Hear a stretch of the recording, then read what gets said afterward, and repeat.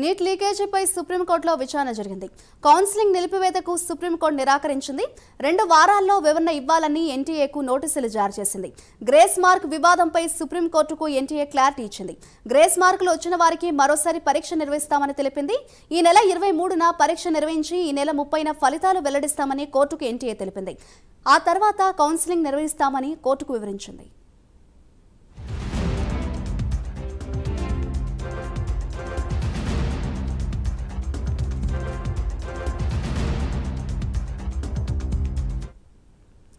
నీట్ను సవాల్ చేస్తూ దాఖలైన 3 పిటిషన్లపై కోర్టు విచారణ చేపట్టింది. నీట్ పేపర్ లీకేజీ అక్రమాలపై గ్రేస్ మార్కులను సవాల్ చేస్తూ పిటిషన్లు దాఖలయ్యాయి.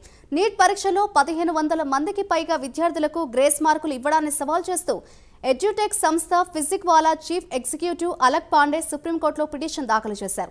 పరీక్ష నిర్వహణపై ఒక స్వతంత్ర ఉన్నత స్థాయి కమిటీతో దర్యాప్తు చేయించాలని కోరారు.